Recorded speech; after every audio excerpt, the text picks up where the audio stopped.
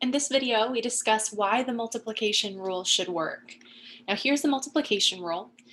It says that if I'm trying to find the probability of A and B, or in other words, the probability that the event A occurs and the event B occurs, what we do is we take the probability that A occurs, and then we multiply by the probability that B occurs, assuming that A has already occurred. Now, it might seem that this is just a rule and it doesn't make any sense. You might say, well, why would that give me the probability that A and B occur? In order to help make sense of this, I want to show you an example. Let's say we've got a true-false question, and you have a multiple choice question with 5 options, A, B, C, D, and E. And the question says, find the probability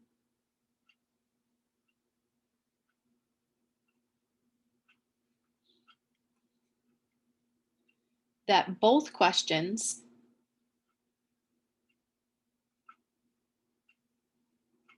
are answered correctly. So that's all we want to do. Well, in order to do that, we need to come up with the sample space that corresponds to having a true-false question as the first question and this multiple choice question with 5 options as the second question. The way I can come up with that sample space is think about what my options would be for the first question and then for the second question. So let's say we answer the true-false question first. You can either answer true or false. And then after you answer true, you could give an answer A, answer B, answer C, answer D, or answer E for the second question.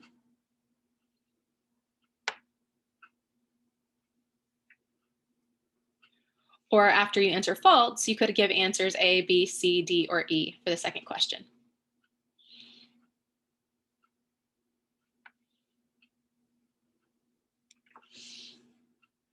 Okay, so the possibilities are in our sample space. You could answer true and then answer A. You could answer true and then answer B, true and then C, true and then D, true and then E. Or you could answer false and then answer A, answer false and then answer B, and so on.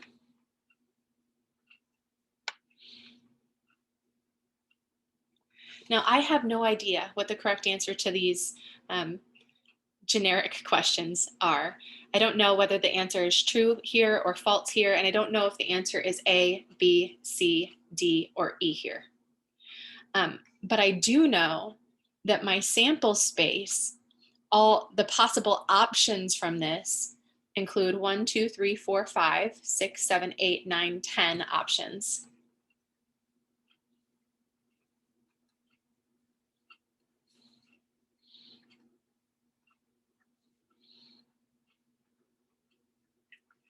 Now, if the answer to the first question is either true or false, and if the answer to the second question is just one of these, the probability of getting them both right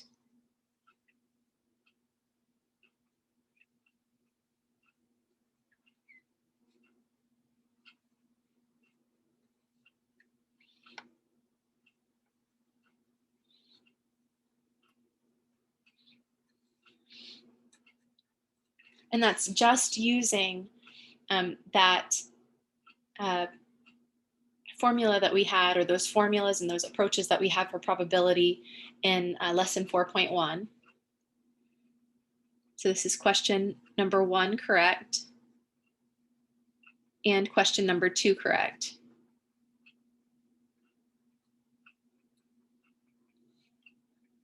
That's the number of ways that you can get them both correct. Well, there's only one of these ways where they're both correct out of the total number of possibilities. Well, there are 10 possibilities. Now that's how you can do it just using what we've already studied about probability in section 4.1. Now let's look at it in terms of these being 2 separate events. So let's say that event A is getting the first question correct and event B is getting the second question correct. Well, you can ask yourself, what's the probability of getting that first question correct? Well, the sample space here has two options. It includes two possibilities, two simple events, and only one of those is correct. So the probability of answering the first question correct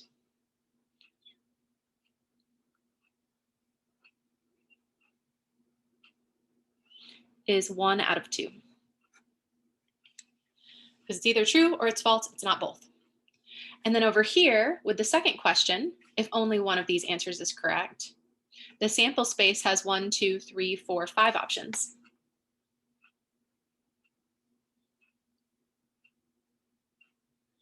There's 5 options, or we can say that that set has 5 elements if you prefer.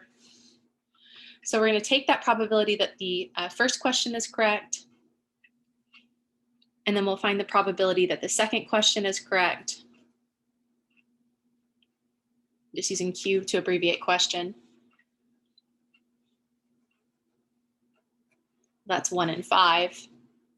Well, if I take this 1 and 2 and I take this 1 and 5 and I multiply them together,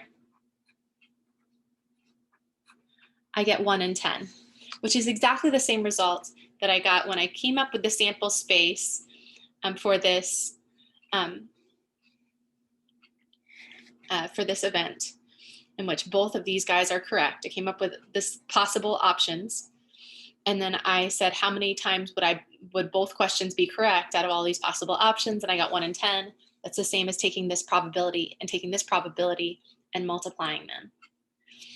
So in other words, if you're asking yourself why is the probability that of A and B, which is again the probability that event A occurs and event B occurs, if you're asking yourself why is that equal to this times this, well, it has everything to do with the number of elements in these sample spaces. In this sample space, we had 2 options. In this sample space, just for that second question right here, we had 5 options.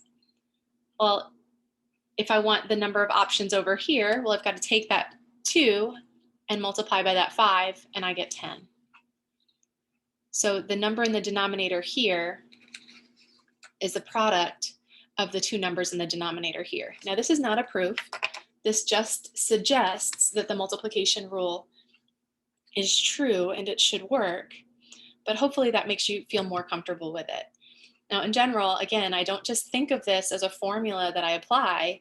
What I think of is this is the probability of A times the probability of B, provided that A has already occurred. That's what that symbol means. And so this is just a symbolic way of illustrating that idea. So this is actually, they call it the formulaic approach or the algebraic approach in your book, I believe.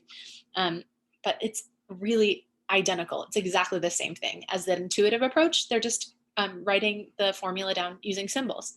So don't be intimidated by the symbols. All it's saying is that the probability that event A and event B occur at the same time is the probability that A occurs times the probability that B occurs, assuming A has already occurred.